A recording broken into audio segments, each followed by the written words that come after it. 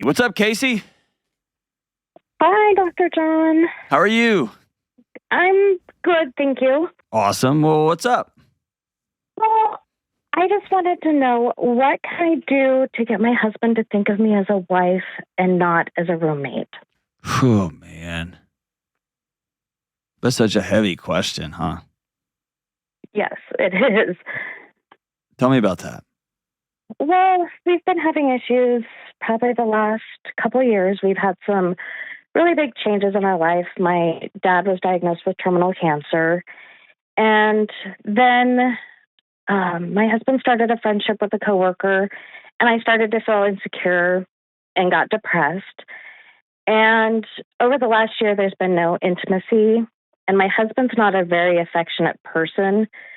So once that intimacy stopped, the insecurities got worse. And I went to see a therapist, and I did that for about 6 months.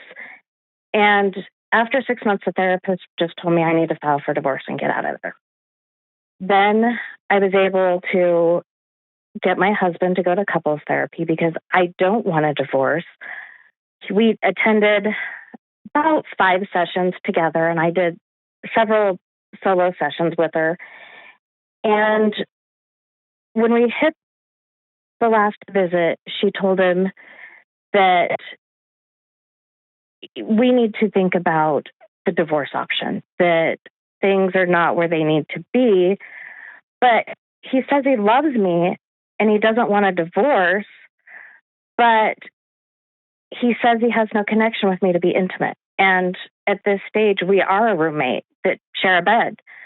There's nothing other than him saying, I love you periodically to make me feel like I'm a wife. There's a ton here, right? Yes. I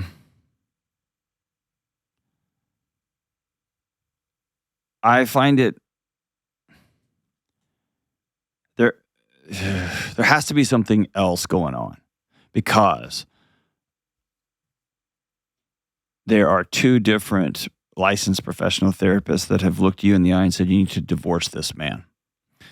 And for a therapist to say that out loud, they know that with divorce comes a cascade of terrible stuff, terrible things, right? Splitting finances, finding new homes. If you've got kids, I mean, the whole thing becomes a mess.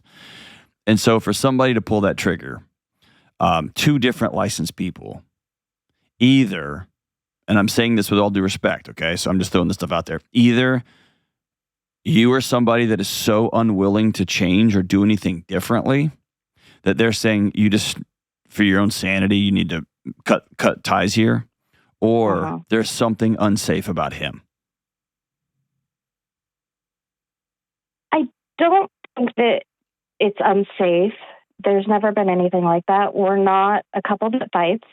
We've always gotten along, never had any major issues. We just celebrated, well, if you could say celebrated, we didn't really acknowledge it, our 18th wedding anniversary this last week. But I do know he's very hard-headed and doesn't do change. He doesn't do change, but in your discussion, and he's not here, so I'd be having a totally different conversation if he was on the phone, but he's not. What you told me is, in 3, I think, different situations, you outsource your feelings, your self-worth, you outsource how you feel on other people, and you expect them to carry that for you. And that makes him a parent, not a lover. He started a friendship, you got insecure, and the way you phrased it is, because he did this, then you ultimately got depressed. You had another situation that he did, well, now I feel like this. Your dad got sick, then now I feel like, see, and again, you should be sad if your dad gets sick. Of course you should.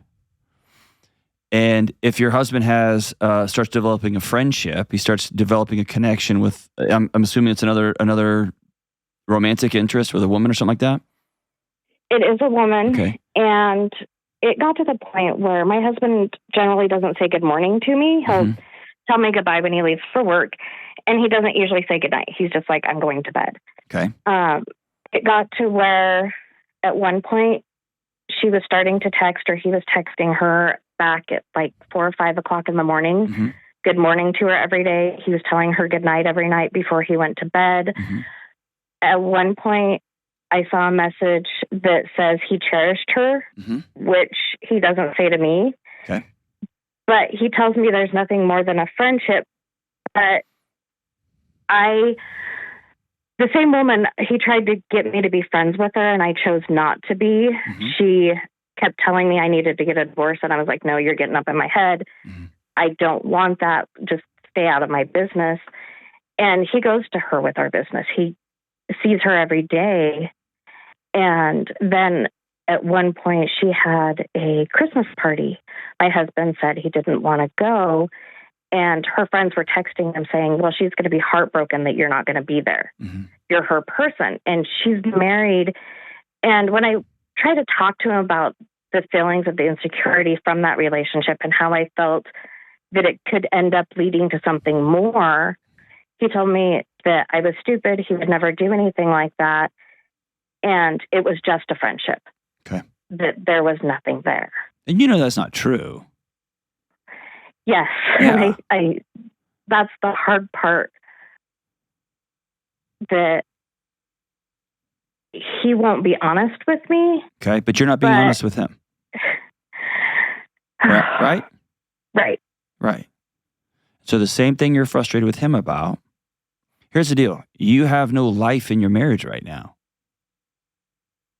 And so somebody at work made him laugh, made him feel alive again.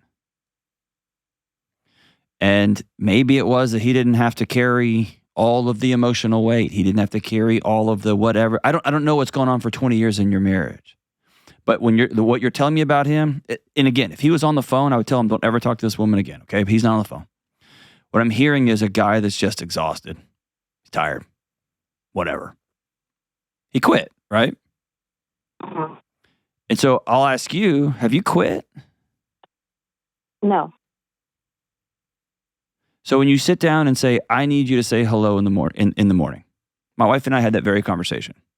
She is a very quiet person. Takes her a long time to wake up. I open my eyes and I'm like, whoa, let's get out, right? And I said, I need you to say good morning. But she did that as a gift to me. And now it's one of my most precious times. So have you sat down and said, I need these things from you? I have. And has he said, I need these things from you? Or has he said, I just don't care? So I said, go back again. Your phone wobbled a little bit. Oh, sorry.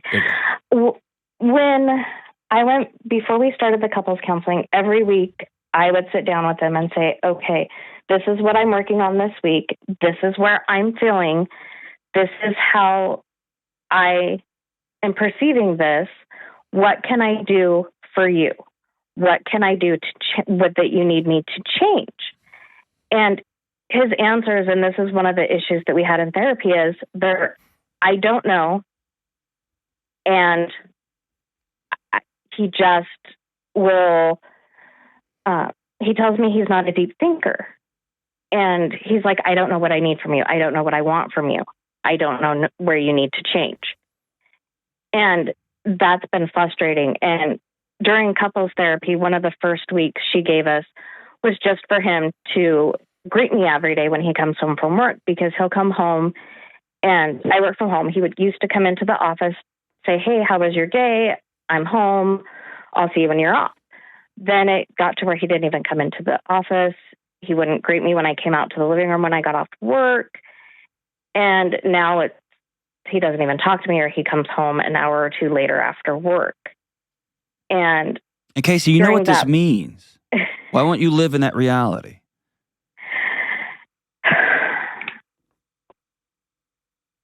I think I have too much hope.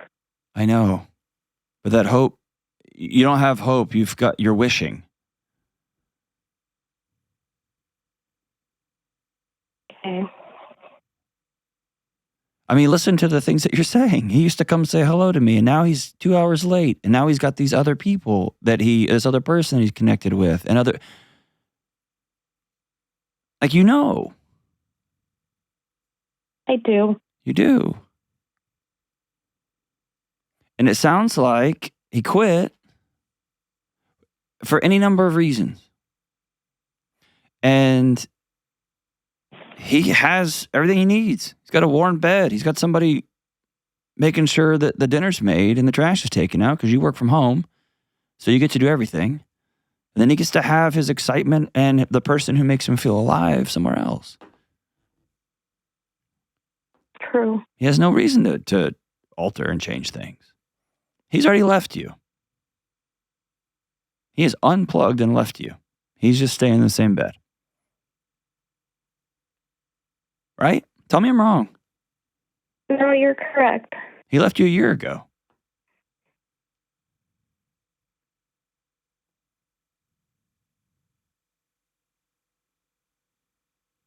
It's hard. Oh, God, I know. Hold on. Just sit in this for a second. You're not crazy. You've known this for a year. You're not crazy.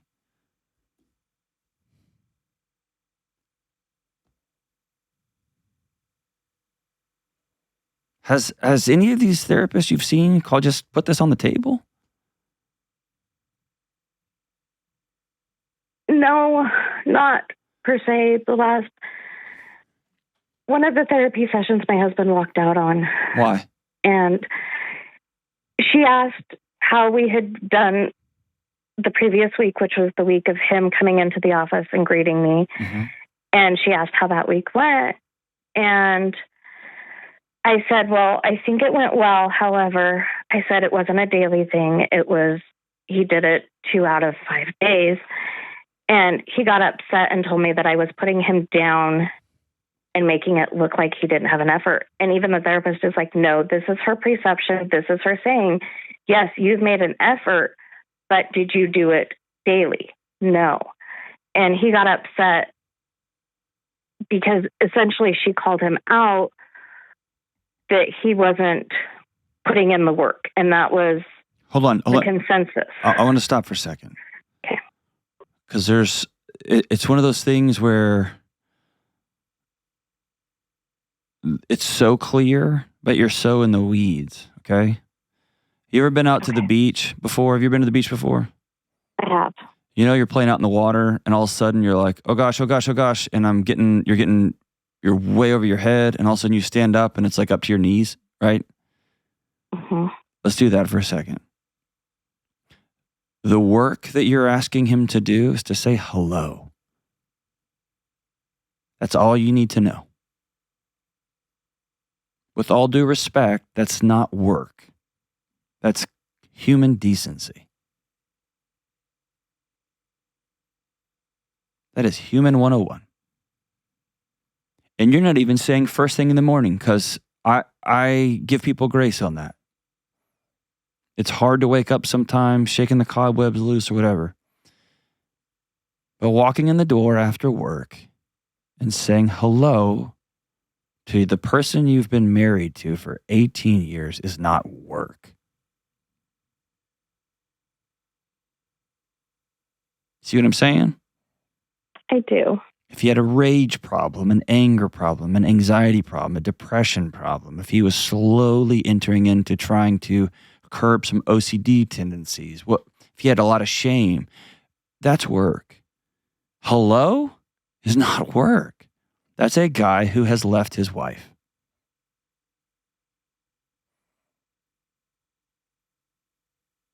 And it absolutely breaks my heart on 2 fronts. One, that another therapist didn't say that out loud. And you've been drowning for a year. It's cruel. You've been sitting there spinning out for a year wondering the call you called me. What do I have to do to get my husband to love me again? It's cruel, and I'm sorry that my colleagues did that to you. And you've known this for a year.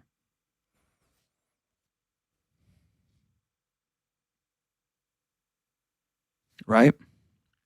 Yes. So what do you do now? It's so hard. I know. Everything's, it like there's a period at the end of the sentence, and now there's that, what are you going to do now?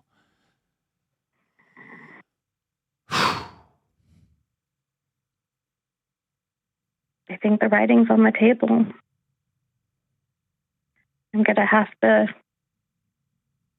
make the changes and do the paperwork and get the ball rolling. Here's the conversation I had in my house, and I'll just give you the words I used and the words my wife used, okay? Okay. We had a final conversation, and it went like this. The marriage as we've known it is over. No drama, no getting up and walking away from the table, no screaming and yelling, no overly dramatic wailing, right? Mm-hmm. And that was me talking to myself, right? I'm dramatic. Two adults, are we going to stay married? And if we are, everything has to be different. And if we're not, we're going to be adults and we're going to figure out our next steps. And my wife said, I'm all in. And I said, I'm all in. And then we started from there. Okay. And so before you go file paperwork and all that, I think you tell your husband we need to have a hard conversation and sit down at a table and say that. I'm going to ask you to be an adult. Don't get up. Don't walk away. No yelling, no screaming. This is the conversation to have. I can't be married to somebody who does not want to be married to me back, who won't love me, who's already left me. We did have that conversation. Okay. And to an extent. And I say that because when I brought it up, he told me, he goes, we agreed that we would never divorce when we got married. And I said, but the times are different. Things have changed. And he flat out told me that if I walk out the door, he won't fight for me. And that if I want a divorce, he does love me. But if I want to leave, just leave. Gosh, what a coward, dude. That's a straight up coward. Your husband's a coward. And I would tell him that to his face.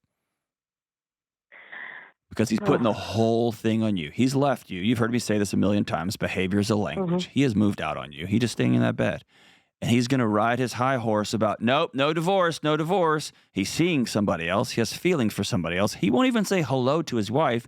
And when a professional that he's paying asks him about it, he walks out because he's a baby. And he's going to blame you. And he'll be able to sleep at night saying, my wife just left me. She divorced me. It's cowardice. It's cowardice. And maybe he's not having sex with this person,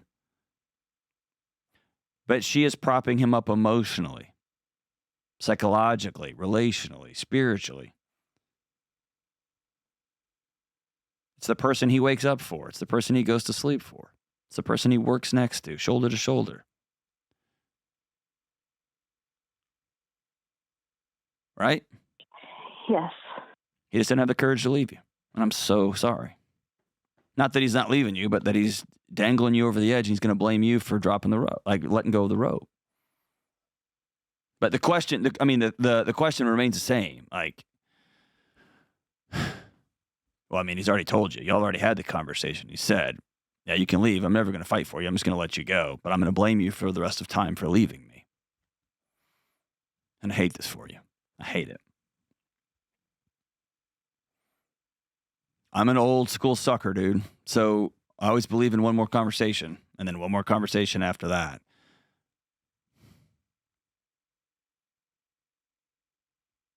So maybe it's fair to sit there with papers and say, I'm asking you if you'll love me, and here's what that looks like. And if not, I'm going to ask you to sign these papers. And hopefully those papers sitting on the table his eyes will get wide and realize this is real. And he'll say, my God, will you forgive me? Let's figure this out. That's my hope. That's my hope. But he's seeing somebody else. He's left you. He doesn't honor you. He doesn't care about you. He won't even say hi. Whew. That's infidelity at 15 different levels. And I'm just sorry for you. And I hate to be the one to have to say, hey, this thing's over. But here we are. What you had is over. The only option you have left is, can we build something new? And you can't build it by yourself. Call anytime. Call anytime. And if he wants to call, I'd love to talk to him too.